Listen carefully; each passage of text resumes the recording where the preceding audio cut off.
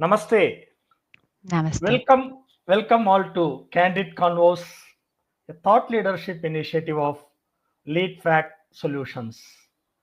In the sixth episode today, we have pleasure in having Barbara Mackay with us. Barbara is an internationally respected professional, mentor, and thought leader in the field of process facilitation. She is the founder and the principal of North Star Facilitators, an organization she established in the year 1995. Through this organization, she has led over 1,000 facilitation projects globally, spanning North and Central America, Asia, Europe, and Australia. Academically, Barbara holds a master's degree in resource management. Her early career involved working with indigenous communities in northern Canada, conducting environmental and social impact assessments. This experience shaped Barbara's commitment to inclusive and justice oriented facilitation. Barbara is a certified professional facilitator, master, CPFM, and serves as an assessor with International Association of Facilitators, IAF. In recognition of her outstanding contributions to the field of facilitation, she was inducted into the IAF Hall of Fame in the year 2017. She has also served the IAF as the Professional Development Coordinator responsible for managing IAF certification from 2002 till 2006.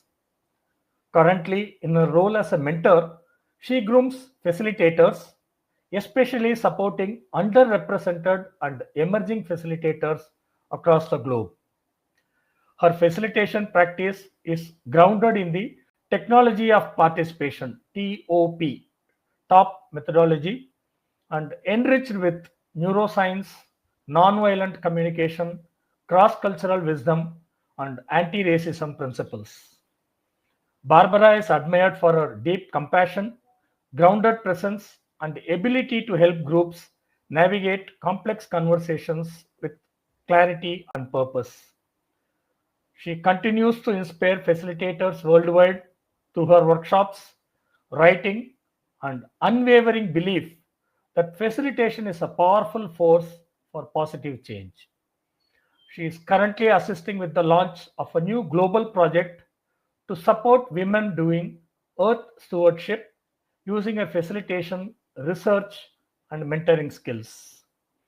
Barbara has written hundreds of blogs and produced over 45 short papers on facilitation topics.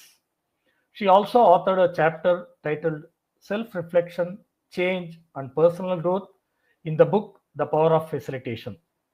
In this podcast, we are going to discuss with her about this chapter in detail. Thanks, Barbara, for accepting our invitation and being here. My pleasure.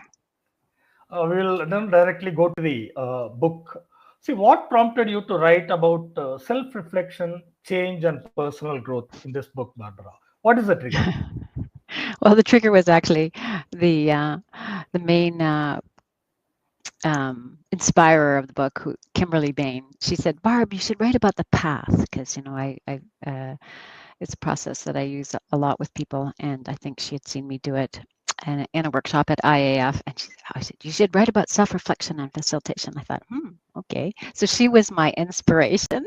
Okay, And nice. then once I thought about it, I thought, well, I don't want to just write about the path because that might not be a tool that's accessible for everyone. It's somewhat complex. So I included two other tools. And then I began thinking about how powerful facilitation tools had been for me to inspire my career, my life, every move I made, every big decision I made in my life came through me using the facilitation tools I was using with groups. And so I think it's very important for facilitators to do this self-reflection work. Not only will it immensely pull you forward into contribution to the world, but it will make your life much more meaningful and satisfying. And a side note, you'll be a far more effective facilitator because you know the impact of the tools on the human body and the human mind and the human spirit.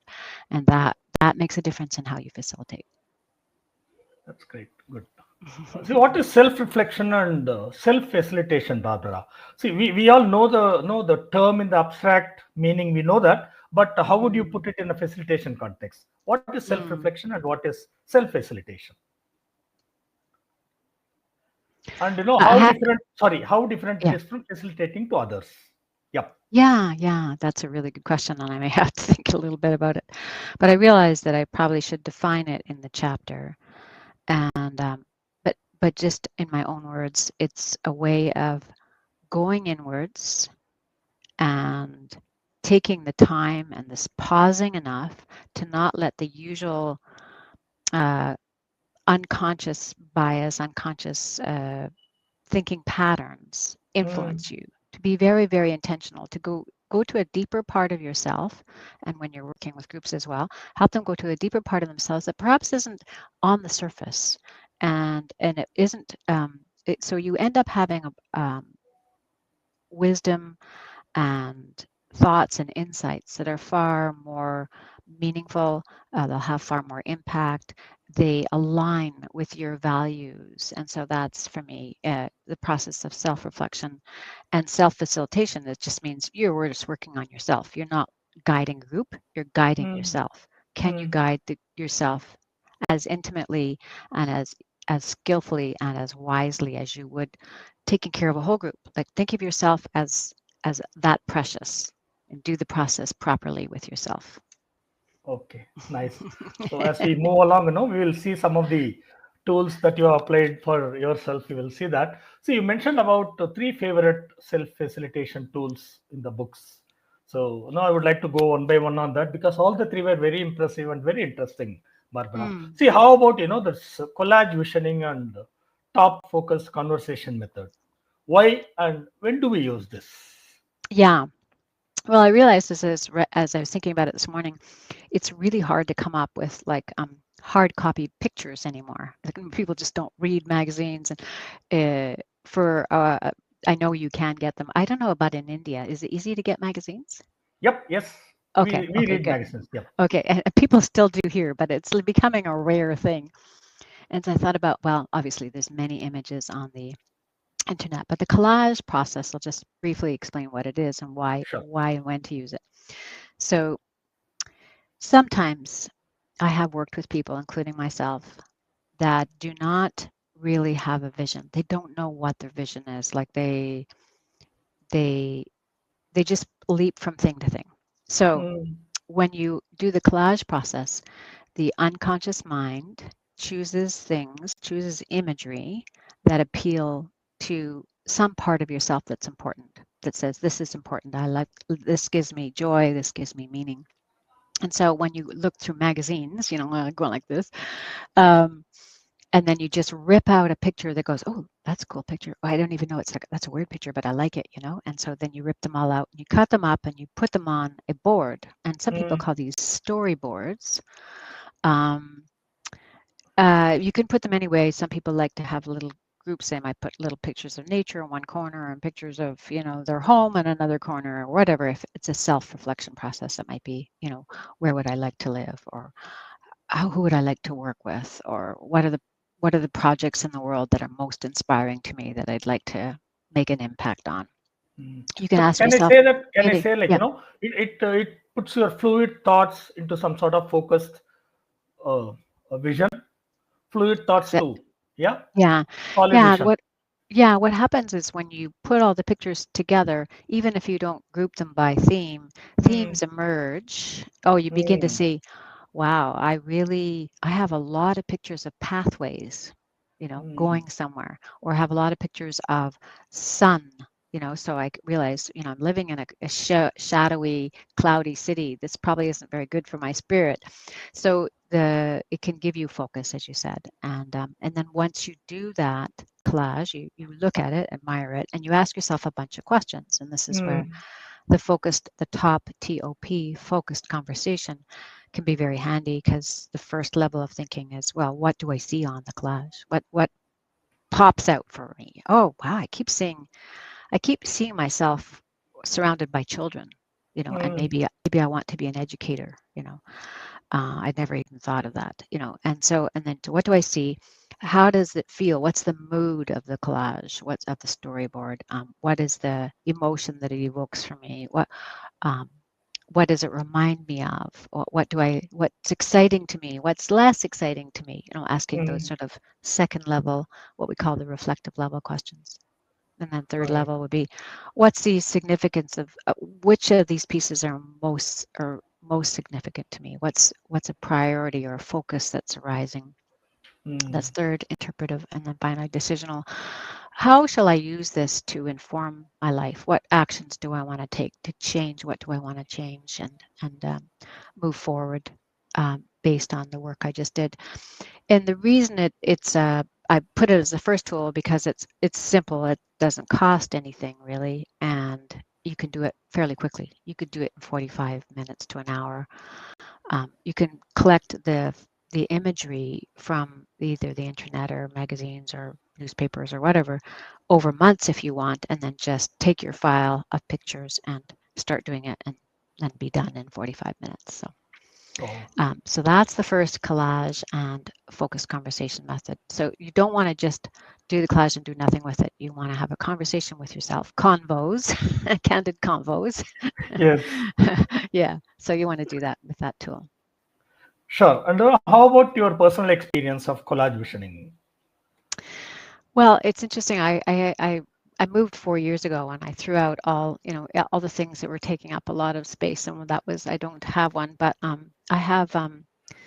I tell a story in the book about having a picture of a fireplace, and the fireplace you could see it from one side of the room and you could see it from the other side of the room. So it was glass, and it was like I'd never seen a fireplace like that. And Okay. then when we moved to Portland, Oregon from Canada, I walked into this home and it had a two-sided fireplace. Like you could see it from the living room and you could see it from the dining room. And I went, oh, like that was in my collage. And I went, okay, I think this home is the one we're meant to have. We'd looked at like 100 homes or something and couldn't find anything.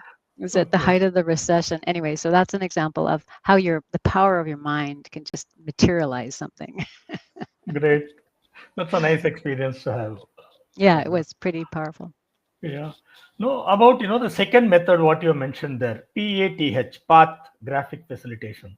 So can you please share about this framework? Who is the author of this and how it evolved? Sure, sure. The Path people, I'm just blanking out on their name. They started this process, group Jack Pierpont and Marcia somebody. Anyway, there's like three authors, and I don't even think you can get the book anymore. But I have a video on my North Star Facilitators website, and I have lots of information about what it is and the steps, and I'll go through that. But basically, they developed it for people with developmental disabilities, people who um, may not be able to live on their own. But this group of people saw much potential. Like these people have dreams as well, and let's help them. And so they developed a process that would be accessible to a person with developmental disabilities. And it started that way, and then it started moving out. And I discovered it when I lived in the middle of Canada, called a city called Winnipeg, and I was trained. It's very easy. You just need to have your own path done. PATH, planning alternative tomorrows with hope. You Okay. just need to have someone who's trained in path do your path for you, and then the authors give you permission to do it for others. So Okay. always make sure again, it's self-reflection. Make sure you know what the impact of path is on yourself before you do it for others. And that's where the self-reflection Mhm. comes in again. So I have one. I didn't dare throw this one out. Actually, this is done by my dear friend. Let's just make sure it is. Yeah, Roseanne. Yeah, I did this. Rosanna von Sacken. She's a wonderful graphic artist. She lives not too far from me, but there's Wow. so step one, the vision, and then you go to step two, which I don't Okay. know, which is positive and possible goals. Sure. And then you go way over. I'm listing the steps now. Do you want me to, or do you want me? Yeah. It's very Yeah. useful. I'll Yeah. go. I'll list the steps. Yeah. So Yep. then you come. So basically, you think of your future. What do I want my future 5, 10 years from now? How do I? What are some interim pieces? That's positive and possible goals that I just showed that Mm, side, all and you right. put them in arrows. So I wrote, for example, one of my big visions was like adventure and health. Mm, And so I wrote um, I'm comfortable and confident is one of my positive goals with my sea kayak and the sea. okay. And so I've been kayaking for 4 years now, and I'm going to go out this morning right after this conversation. Oh, okay. Okay. Nice. We're going to do some. We have the sea near us, and now I'm comfortable. So that was Sure. about adventure and health, and so that you have interim steps to adventure and health, and then you go a little bit like a strategic plan, a mini strategic plan. Then you go to what's my life like now? What do I have in place, positive and negative, that will Mm, influence how I will get or if I will get to my vision. And then who do I want to enroll? Um, People I could bring in that would help me. I want to learn about birds. So a good mm, friend, Sabina, is a fabulous bird expert in Vancouver. She studies and looks at birds all the time. So she's been so sweet helping me like go bird watching. So that was another thing I wanted to do in my personal life. yeah. And then the next steps are strengthen. What do I need to strengthen to get there? What could I do in, then you go over to 3 to 4 months, sorry, way over here. Yeah, it's visible. It's visible, Yeah, Barbara. yeah, Yeah. it's a very large piece of paper. Yep. So yeah, Yes. basically. So what do you do in 3 to 4 months? I'm going to put it down now so I can, um, I just want to pause for a second here. Mm, After you've set out, what am I going to do in 3 to 4 months? Then what's the first month? And then the last thing is what's my first step? And that's an important piece that facilitators forget. It's like, is there something you can do that will launch the whole plan? mm, And now I know we're talking about self-reflection, but this would apply to any group as well. So what's the first thing a group or yourself you can do that will be simple, easy, but will say, I am committed to this plan. I will do it. And okay. so an example of that, my first step was I will share my path with my friends and my family, and I will ride my bike at least once. Okay. That was my catalytic things. And then the last thing you do is you put a title. Um, so my path that time was my path to honoring myself and what gives me joy. So the joy you can't see, but it's over there. Oh, Joy, yeah. basically. Yes. Yeah. So I'll just put that down now. So let me stop there and just see what questions you have or what comments you have. Sure. So these are all the 8 steps in path, is it? Yes. Okay. Okay. And this is your personal experience, whatever you showed, Barbara. This is what you did for you? I had someone else do this for me. So I had Ah, a colleague who I had trained. I did her path and okay. then she did mine. And I've had my path done maybe 5 or 6 times in the last 25 years. I find it Wow. very helpful to keep doing it because your plans and your life change. Exactly. They Yep. change substantially in 3 to 5 years, just like any organization. You need to Mm, redo your thinking. And it's a relatively quick process. It's 2 to 3 hours. With a group, it will take longer, but with yourself, it's only 2 to 3 hours. great. So unlike collage, which you can do on your own, path has to be done by someone else, right? Someone else need to do for you. Yeah, ideally, Ideally. I have done, once I became very familiar with the process, Mm, I did it for myself. I sat okay. down and I just on a smaller piece of paper and I drew out my vision and I went over to my positive goals and then I went to my now, my enroll, my strength, and my blah blah blah. And it wasn't as powerful because I didn't I didn't have a witness. It's good to have a witness. Yeah. Mm, mm. More like an So accountability partner, Barbara. yeah, Yeah. yeah, Like you involve yes. someone else, in the thought process. Right. And you can invite friends and they can say, "Hey, this is what we would like for you," or "This is what we see is might be important for you to consider." So you can make it a party.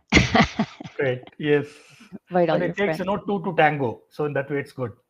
Yeah, that's right. That's right. And then this, because I'm pointing down to where it was, it's so visual. It's you put it up on the wall and you look at it for a month or so, 3 weeks to a month, and you just keep looking at it. And then I will pull, I now keep it under my bed, but Okay, I pull it out every 6 months to a year, and I kind of check. Oh, I did that. Oh, that's good. Oh, that hasn't happened yet. That's interesting.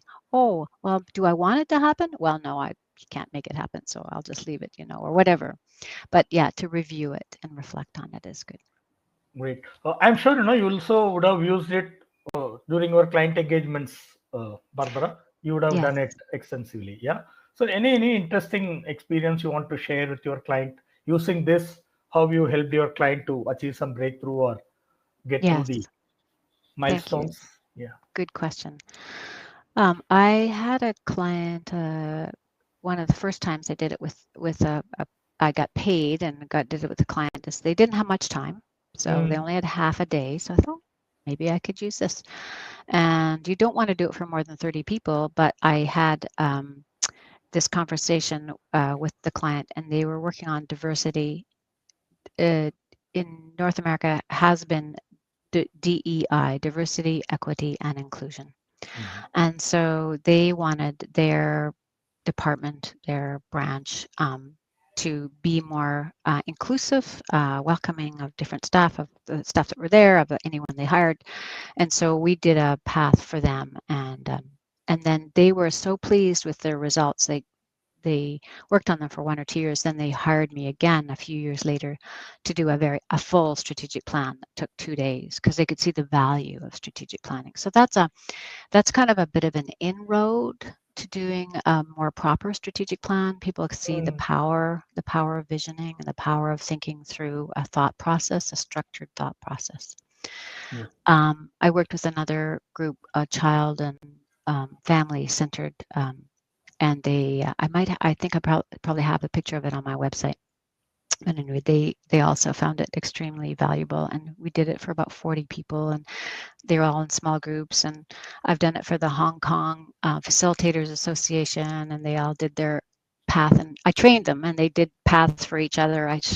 We did a path for the Hong Kong IEF chapter, and then Sure. they each did their own path for each other just to be trained.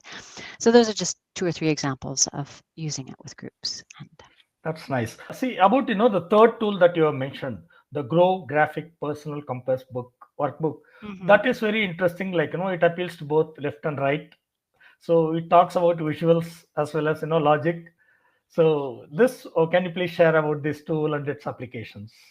Yeah, I think what you'll start to notice is all three tools use a lot of imagery, because our brain responds very well to imagery as well as words. So I actually kind of brought this down and was going to Wow. show you. And Yeah.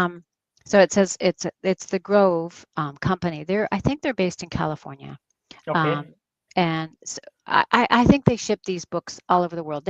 I don't even know if they still have them, but um, in the chapter, it kind of lists some of the tools you can use, and you can just, I hope they still have it. I haven't checked. That's one thing I should have checked beforehand, but I will check and let you know. So, workbook for visioning and goal setting, and they take you through. They have um, step one, your starting point, orient to your situation, your history, look back at your life, Hmm. your cross section, measure how you spend your time. And I'm going to talk about that cross section in particular because it was monumentally important to me as a self-reflection tool. So this is this is a process you use for yourself. You might use it as a coach as well with some of your individual clients. Hmm. Um, Inventory, assess your strengths, basically a SWOT, strengths, weaknesses, Right. blah, blah, blah. Vision, choices, determine your outcomes, and action plan. So they have 7 steps in this one, and they call it the personal compass. Wow. That's So let me interesting. just come back to the cross section. Would that be okay? Yep. Yes. I mean, Yes. history, I wrote a lot.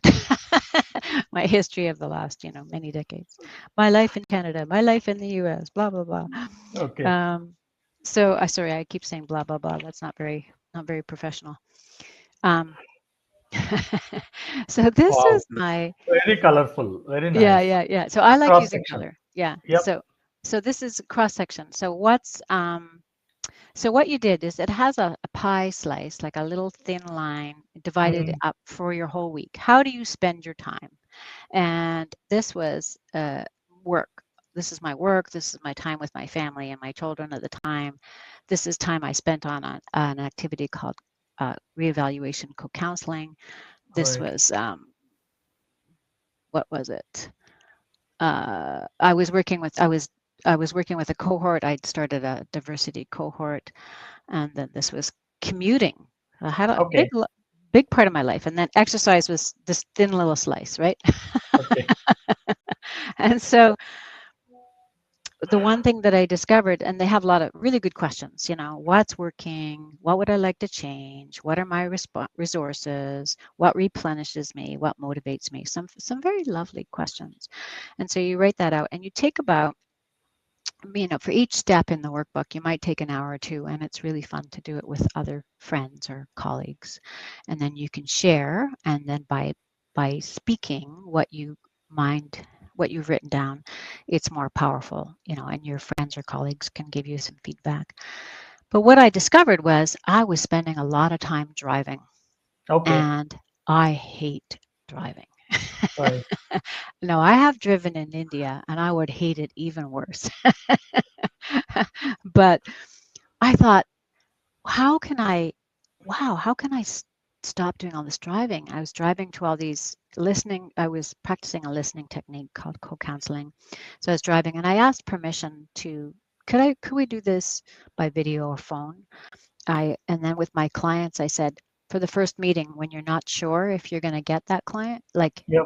and they want you to drive to the next city and talk to them, and that takes hours, and then you walk away and you think, oh, I don't want that job, or or they're not going to ever hire me, like Exactly. a total waste of time, right? So I used to always say to clients I wasn't positive I wanted to work with, or I wasn't sure I could get the job, I'd say, let's do a phone interview first, Okay. or a video interview. And so I actually cut my driving time down by 30 or 50%. Like it's I almost never drive now. Sure. And so, Especially after COVID, it became more like a normal, yeah, right, Barbara? At yeah, least before yeah, COVID, yes. yeah, that's right. That's right. And because I started going virtual early, when COVID hit, I was completely poised and ready. I was already doing virtual training and virtual facilitation and virtual calls. I mean, I was using Adobe Connect for meetings, some of the first platforms before Zoom had any power to it. And so that decision, just the cross section tool, gave me like a whole new way of working, which gave me much more time to do my exercise, to spend more time with my family, etc. So I like to share that story because I was really surprised I hadn't realized how I was using my time. Mm. Yeah. So, how about your experience in using this for clients? The Grow Graphic Personal Compass workbook. Yeah, and I have not used it with clients. If I were a coach, and I call myself a mentor more than a coach because I don't have a coaching degree or certificate or anything like that. Right. But I mentor a number of younger people from different countries, and I could use this, but my coaching or my mentoring rather is more around facilitation design, facilitation training.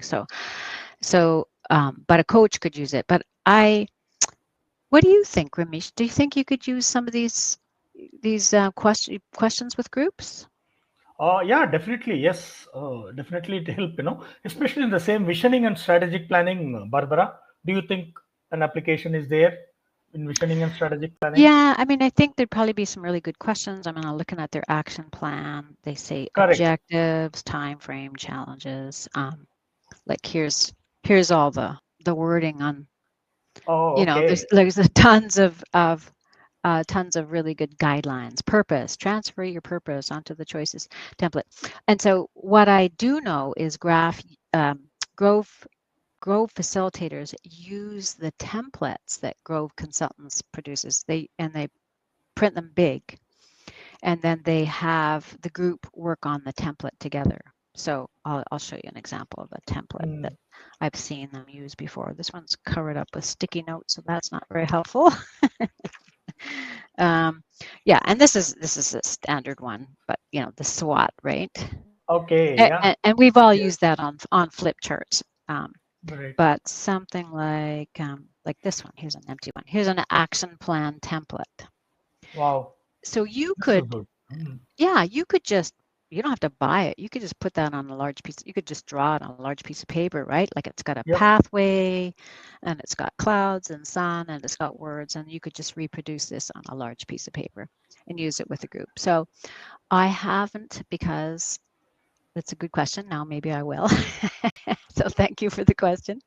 Um, I think I've kind of got not stuck, but more accustomed to using the top TOP action planning process and other processes that they have given me. But mm, there's some excellent templates and some excellent questions in that workbook. So yeah, I correct. See, think it would what I work well understood with is, groups. though it says personal compass, you can even use it with teams, right? Yeah, Jointly, it you would be can use it with the team. Yep, yeah, it'd be excellent with teams. Yeah, like a small team of 5 or 6. yep, yes, Yeah, you just put it on the wall and start drawing out, asking them the questions and putting their words down, or they can fill it out themselves first individually and then compare notes in small groups, and then you transfer it to the big template. correct. Yes. So, and the other interesting thing about the chapter, story of Jesse. You just Oh, mentioned about that person, the negativity that person brought in, on day one, and how these tools could transform that person. That's very interesting and very transformational journey. Can you please share that with us? sure. It's interesting because the person who did my path, Rosanna, was in this session, and then Okay, my very good colleague Rangane was co-facilitating with me, right. and Jesse entered the room a bit later than anyone else, and Mm, they sat down, and I thought, oh, no problem, it's a conference, maybe they couldn't find the room or something. But everybody in the group had already shared, in a very meaningful introduction, and we had created this tight, safe space, group cohesion already. yep. So Jesse comes in and Jesse starts um, introducing themselves. I'm going to use they because I'm trying to protect this person's identity. Gender neutrality. And Yep. yeah, neutrality, gender neutrality. So Jesse says, "Oh, I had a terrible day. Blah, blah, blah. I'm only here for professional development credits. Everybody's kind of, well, why did you bother coming? And it was a self-reflection day. It was Mm, a workshop on self-reflection. Anyway, just over the course, Jesse went on way too long in their introduction, and people were kind of like leaning back, and like they were like, you could tell their body language was like, oh my gosh, this person has so much negative energy, like you were saying. And Rangane was sitting there thinking, and she's like super empathetic and does conflict resolution, and she's just fascinated by this person's, what's going on with this person. And so I'm looking to Rangane, hoping she's gonna fix it. So finally, I just went, Jesse. I got their attention. I said, look at the group now. Look what your language has done. Look how you have shared something that I know is very important to you and that's troubling you. But that's not the purpose of this workshop. You're not here for a counseling session. And I said, can you please now be quiet and listen to the mm, others? And they went, oh, okay. There's like kind of like I had woken them up. I've never been that direct with the participant before, Ramesh. I okay. I was scared to be that direct, but I knew for the protection of the group, I needed to make that decision. And then slowly, I won't go into all of the details, but it was absolutely magnificent how Jesse responded. People started leaning into them and listening, and I took them aside at the break, and I heard this, and I know that must be very hard. I gave them a little bit more attention, and then they just started participating. They realized, oh, this actually might be a good workshop for me, and they started doing the exercises very, very deeply and sharing Mm, their drawings. And then they decided to stay for the whole conference. I mean, they had originally wanted to just get one workshop for their PD requirements in their yes. field, And then I kept on seeing Jesse throughout the whole conference, and they'd say, "This is fantastic. These people are amazing. They're so nice, you know." And then he told me, "Okay, I'm giving away my business. I'm going to give my business away. I realize I'm hanging out with the wrong people." Anyway, it was just I'd never seen one person change so quickly, and it Yeah, was just I guess, you know, when you show up at the right time and you get the right infusion into your life and then you run with it. And that's what they did. correct. And compliments to you and your team for handling that person, so tactfully. Like, when it required, you just had to, pull up the socks, and when it required, you had to show compassion. And that's an amazing way of handling, Barbara. Thanks for And sharing that. yeah, and because we were all facilitators, Ramesh, Yeah, we yeah, knew we knew that this person needed some attention and that we could we all even though they were all participants and only Ranganay and I were the designated facilitators, at that moment we became a team of facilitators nourishing this person but also looking after ourselves. It was just a magnificent workshop, and if Jesse hadn't shown up we wouldn't have had that experience. So you exactly, never know, if you have a really difficult participant, like, think what's the gift of this. exactly, correct. That's great. So, about your organization, North Star Facilitators, 30 years, amazing work.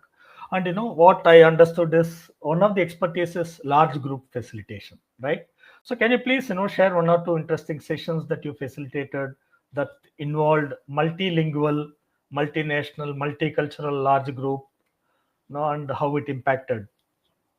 Yes, I really I have a very strong sense of the global community, and that global community is very important to me. I know Mm, that doing local work is extremely important, but my life emphasis has been on understanding what's happening in a very, very large context, the world context. And so when I have an opportunity to bring different languages and different ethnicities and different cultures together, I think there's so much ability to change,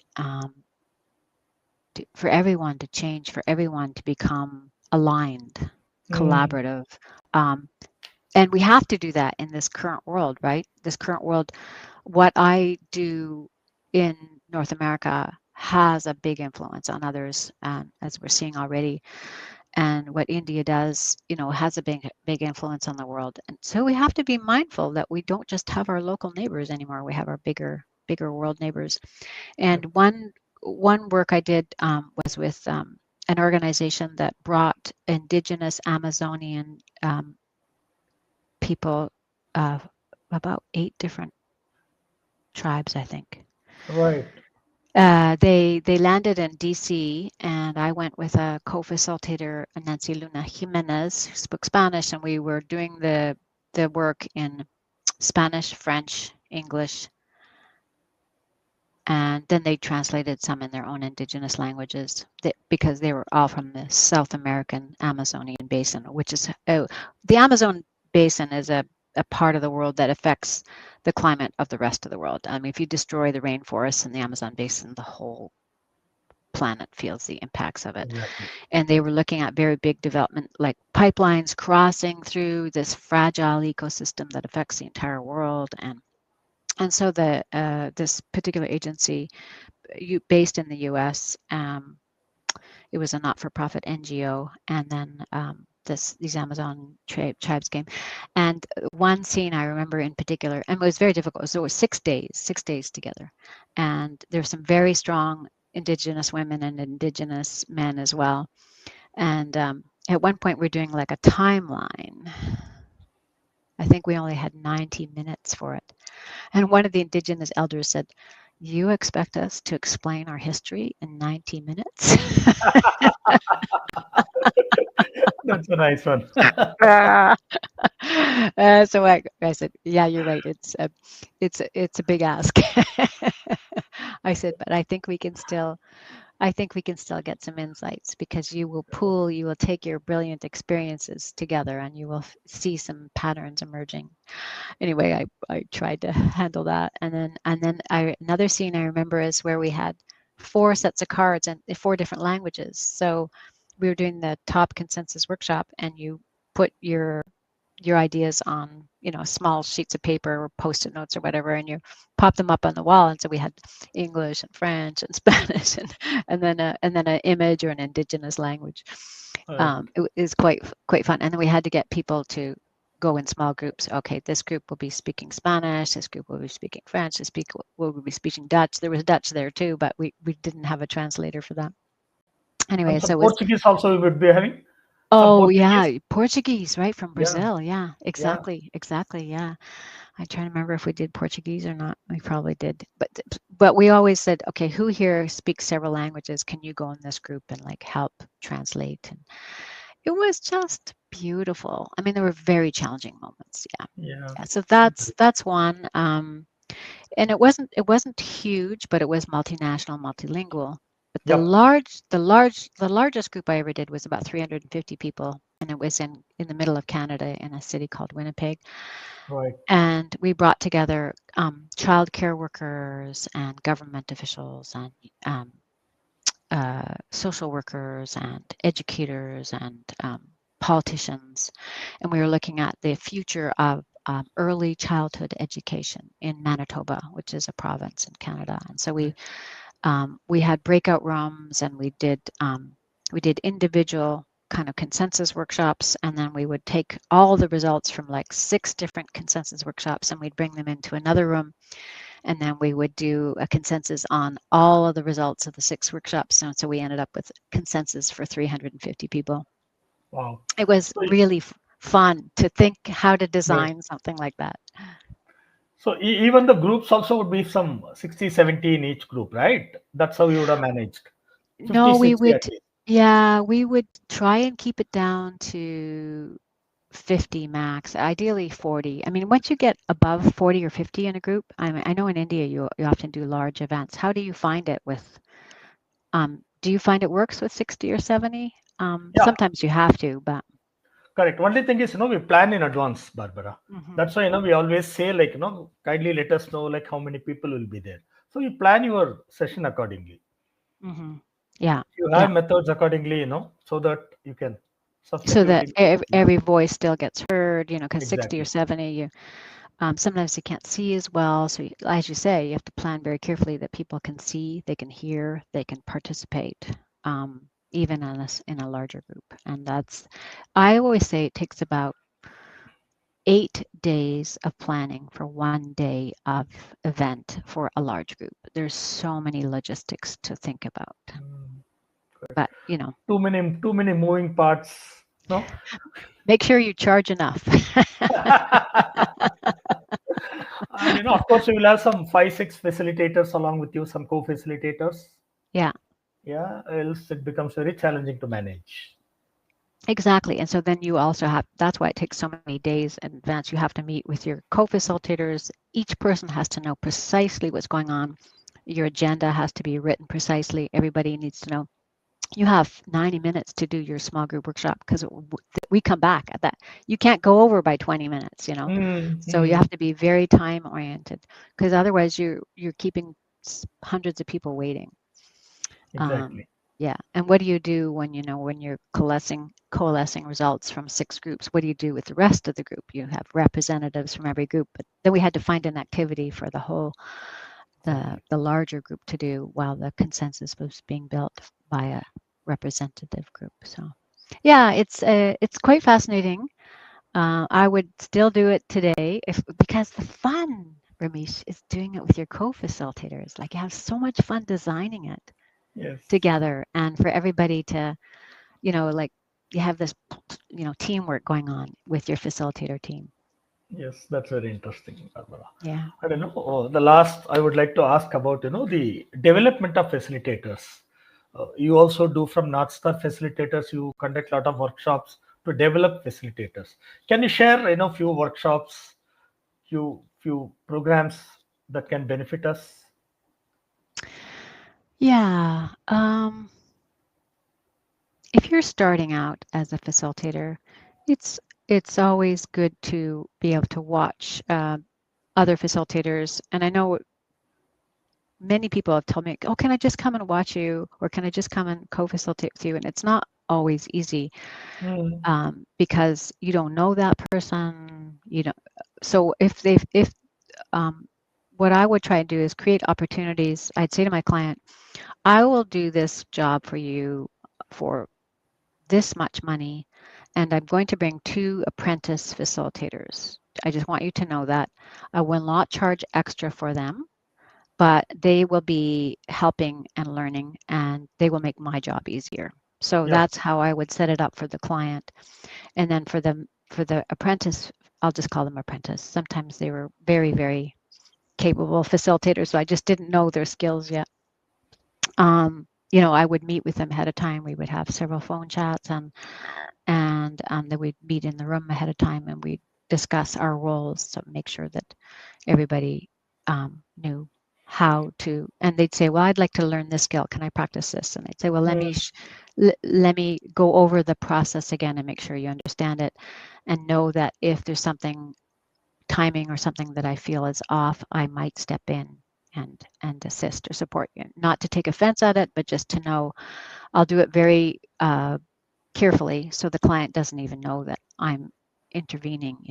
But I mean, that as a mentor, you need to be very careful not mm, to undermine a newer facilitator. I don't know if I'm really answering your question, but I think the development of a facilitator is one you need to be with other people who facilitate a lot. Going to IAF conferences and attending IAF events and seeing how others facilitate is a great way to do that. mm. I have a lot of resources on my website still, but I am trying to transition out because websites cost a lot. So if you want any resources, go there in the next 6 months or so, because I might just Okay. be taking them all down. Okay. And you Yeah. also conduct formal workshops, right? You also conduct some programs. That's what I could see in the website. Yes, yes. On the website, there's a number of courses you can take passive, like they're self-directed, and you've got 20 lessons and videos and how to do this tool and how to do that tool. There's one called Meetings that Rock Essentials, Mm, that's quite long, and then there's another one that's very light. It's called Meetings that Rock Light, and it just gives you 4 kind of major areas to focus on to start with. So that's always a good one. Yeah, and then there's all kinds of modules you can look at. Even if you don't want to spend any money, just go to my blog and do this work. Look at the search engine, and click on strategic planning, or click on self-reflection, or click on decision making. Like I've written hundreds of blogs. You can find pretty much anything there. Um, sure. So those yeah, are and all it self-paced, like online yeah, self-paced. I do it yeah, on my yeah. own. Yeah, you do it on your own. I don't do any more live workshops. I am working towards retirement. And But so person like you cannot retire, Barbara. I So know that's what people tell me is like it's crazy. But I am doing this big eco project with ecological women doing mm, supporting women around the globe doing ecological and climate care work. And so I'm very excited about that. And I am inviting other facilitators to join me as needed to help do some of the facilitation work that will come in the future. So if you're interested in that, I have a blog on that. The project's called Damiana, Damiana. sure, definitely, Barbara.